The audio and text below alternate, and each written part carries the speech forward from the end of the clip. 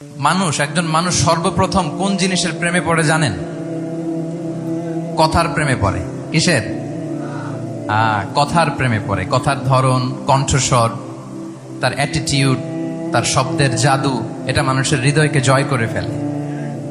আল্লাহ রাসূল সাল্লাল্লাহু আলাইহি ওয়া আলিহি ওয়াসাল্লাম তিনি নিজেও বলেছেন, ওয়া ইন্না মিনাল বায়ানি লা সিহরা, কিছু কিছু বক্তব্যের মধ্যে জাদু আছে।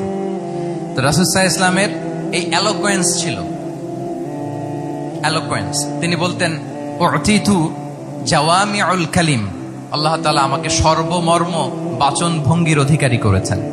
মানে উনি যেটা বলতেন এটা ছিল very precise in wording but comprehensive in meaning. Precise in wording, শব্দের বিবেচনা এটা খুবই precise and clear, but comprehensive in meaning. এটার যে দোতনা, এটার যে appeal to the heart of the people, to the heart of the listener, এটা অসাধারণ। মানুষের হৃদয়কে জয় করে ফেলতো। আল্লাহু আকবার। তাহলে নেতা হইতে হইলে তার কমিউনিকেশন স্কিল লাগবে, কি বলেন? লাগবে? এখন নেতা আসছে, উনি বক্তব্য করতে পারতেছে না, তাহলে কি নেতা হইতে পারবে? পারবে না। তাহলে পাবলিক স্পিকিং, কমিউনিকেশন স্কিল, এটা ইটস এ মাস্ট, এটা নেতার লাগবে। যেমনটি রাসূলুল্লাহ সাল্লাল্লাহু আলাইহি ওয়া আলিহি ওয়াসাল্লামের ছিল। উনি সর্বমর্ম বাচন ভঙ্গির অধিকারী ছিলেন। বলতেন কম, কিন্তু এটার অ্যাপিল ছিল অনেক বেশি, এটার ব্যাখ্যা হয়ে যেত অনেক। রাসূল সাল্লাল্লাহু আলাইহি ওয়াসাল্লামের সবচাইতে বড় ভাষণটি ছিল বিদায় হজের ভাষণ, খুব সম্ভবত। ওই ভাষণের টেক্সটগুলোকে যদি একসাথে করা হয়, আমার মনে হয় 10 মিনিটের বেশি লাগবে না ওই টেক্সটগুলো পড়তে। তার মানে সবচাইতে বড় যে ভাষণ ওনার, ওটা কত ছিল? 10 থেকে 12 মিনিটের ভাষণ ছিল।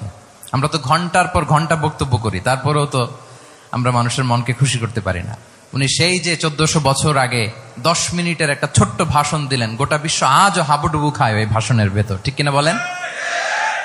তাহলে উতিতু জাওয়ামিউল কালিম, আমি সর্বমর্ম বাচনভঙ্গির অধিকারী। সুবহানাল্লাহ। Very precise and clear. কতটা প্রেসাইজ এন্ড ক্লিয়ার ছিল রাসূল সাল্লাল্লাহু আলাইহি ওয়াসাল্লামের বক্তব্য? আম্মা জান আয়েশা রাদিয়াল্লাহু তাআলা আনহা বলেন, লাউ আদ্দাহুল আদ্দু লা আহসাহু, তিনি যখন বক্তব্য করতেন, কেউ যদি চাইতো যে দেখি কয়টা শব্দ বললেন বক্তব্যে, কয়টা বাক্য বললেন, চাইলে মুহূর্তে গুনে ফেলা যেত সেটা। এত প্রেসাইজ এন্ড ক্লিয়ার বক্তব্য ছিল যে তিনি কয়টা বাক্য ব্যবহার করেছেন, কয়টা শব্দ ইউজ করেছেন এই বক্তব্যে, চাইলে যে কেউ গুনে ফেলতে পারত। এবং তিনি খুবই শুদ্ধ আরবিতে কথা বলতেন, আফসাহুল লিসান ছিলেন। বিশুদ্ধ ভাষায় কথা বলতে পারা এটা অনেক জরুরি। রাসূল সাল্লাল্লাহু আলাইহি ওয়াসাল্লাম অত্যন্ত বিশুদ্ধ আরবিতে কথা বলতেন, এবং বিশুদ্ধ আরবি জানাটা বা বিশুদ্ধ ভাষাটা এত জরুরি যে আল্লাহ তাআলা তার প্রিয় হাবিবকে এই বিশুদ্ধ ভাষা শেখানোর জন্য মায়ের বুকের দুধ খাওয়া থেকে বঞ্চিত রেখেছিলেন। আই রিপিট, আমি আবারও বলছি, বিশুদ্ধ ভাষাটা এত জরুরি যে আল্লাহ তাআলা তার প্রিয় হাবিবকে মায়ের বুকের দুধ থেকে বঞ্চিত রেখেছেন শুধু বিশুদ্ধ ভাষার জন্য। তিনি কিন্তু মায়ের বুকের দুধ খেতে পারেন নাই। হালিমাতুস সাদিয়ার সাথে সেই বনু সাদ গোত্রে চলে গিয়েছেন, সেখানে ছিলেন। হালিমাতুস সাদিয়া ওনাকে দুধ খাইয়েছেন।